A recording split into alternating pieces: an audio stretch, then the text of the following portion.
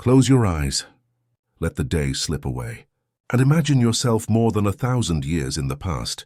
The year is the 10th century. The night sky above is filled with endless stars, and the northern wind brushes against your face. Far below, dark waters stretch as far as the eye can see. Across them, a long wooden ship glides silently, its carved dragon's head breaking the waves. You've heard the legends, haven't you? Tales of fierce warriors, villages ablaze, treasures taken from distant lands. The world remembers the Vikings as raiders, explorers, and conquerors.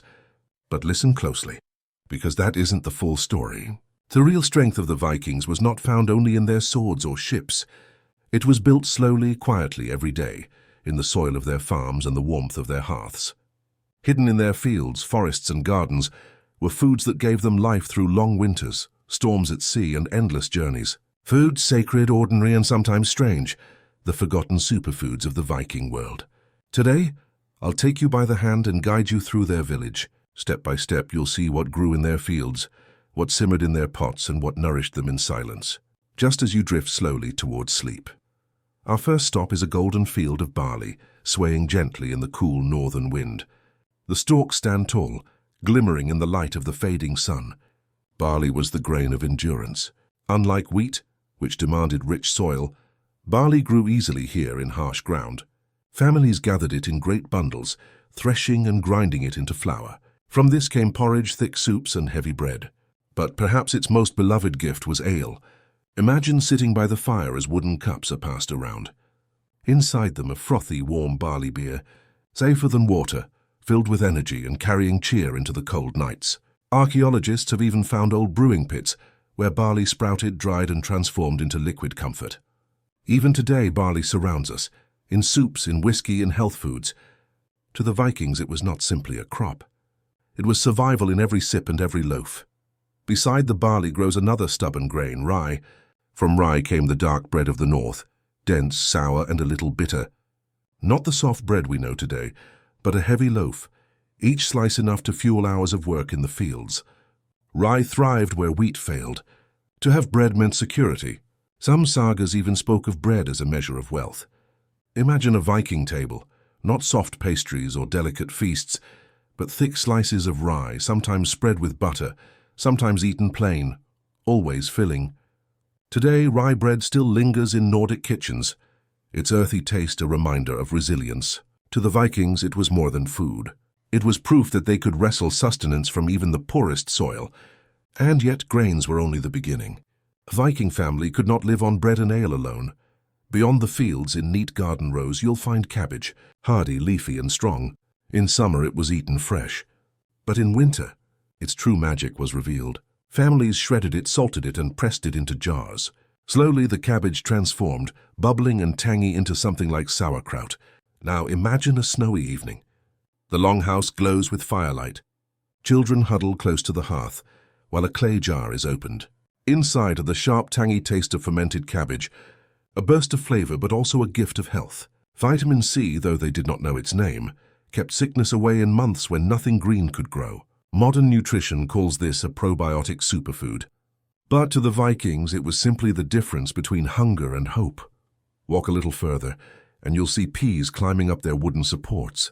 Fresh in the warm season, dried for the cold, peas were humble but vital. At home, they thickened stews. At sea, they were lifesavers. Light to carry, long-lasting and filling. Picture yourself aboard a longship. The waves crash. The night is bitter, the air heavy with salt. A sailor holds a wooden bowl, steam rising from a stew of peas and dried meat.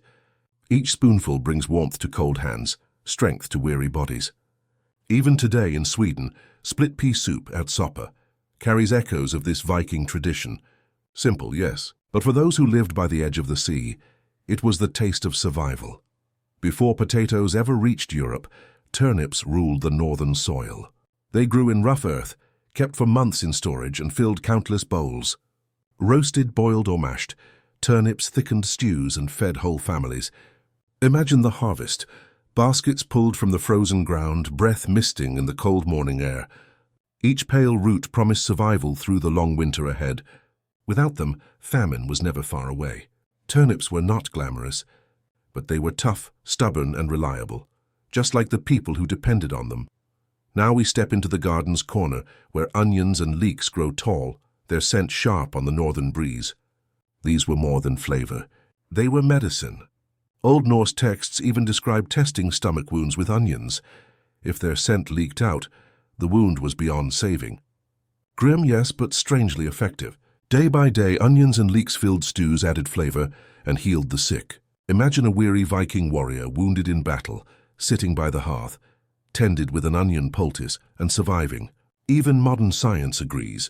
These vegetables carried antibacterial powers. To the Vikings, they were both kitchen staples and silent healers, quietly sustaining life through harsh winters and long voyages. Step now into a small orchard. Here apples grow, but not the large sweet fruits you know.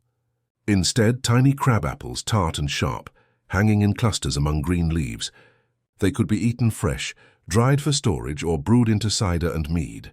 And in Viking myths, apples shone with magic. The goddess Idun kept golden apples said to grant eternal youth to the gods themselves. To ordinary families, though, a simple apple brought sweetness rare and treasured. Archaeologists have even found apple seeds in Viking graves, offerings for the afterlife, tokens of nourishment for the journey beyond. Today, each bite of apple still whispers of that same story: health, life, and immortality. To the Vikings, these fruits were not just food. They were a connection to survival, tradition, and the divine. Here, hazelnut trees grow, their branches heavy with small, round nuts. Families gathered them by the sack, cracking them by the fire and storing them for the long winter ahead. Archaeologists have found heaps of shells in ancient sites, proof of how beloved these nuts were. Packed with fat and protein, hazelnuts were natural energy bars, fueling farmers in the fields and warriors on the seas. Picture yourself by the fire, snow falling outside, a pile of cracked shells at your feet, each bite a promise of strength for tomorrow. In every handful was survival, hidden in a shell. To the Vikings, these humble nuts were not just food, they were life, endurance, and energy stored by nature itself. Now, in the meadows of summer, nettles grow tall and wild. Their sting warns off careless hands, but Vikings knew their secret. Boiled or cooked, the sting vanished, leaving a rich green food packed with iron, calcium, and vitamins. Imagine a steaming bowl of nettle soup in the longhouse as evening falls. Families gather, the aroma filling the room, nourishing their bodies after long days in the fields or on the sea. Simple, earthy, powerful, these humble greens carried strength from the wild into every meal. Even today, nettle tea is praised by herbalists. For the Vikings, it was another gift of the land, strength gathered from the sting of the earth itself, a green armor against hunger and illness. And finally, in a shaded corner of the Viking village, Angelica grows tall and sacred. Its roots and stems were revered, not just as food, but as medicine and offerings to the gods. Families used it to prevent illness, especially scurvy during long winters, and some sagas even tell of it as a divine gift, a plant of power and blessing. Picture a mother carefully digging roots while children watch, the forest floor dappled with sunlight. The smell of earth and herbs fills the air, a quiet promise of survival. Even today, Angelica is respected in herbal medicine. For the Vikings, it was more than food.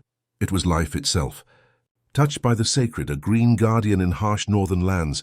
And so, we've walked through the Viking world, from the golden fields of barley and rye to the dark forests rich with hazelnuts, from hardy roots that staved off hunger to sacred plants like Angelica that guarded life itself. These were the true treasures of the North.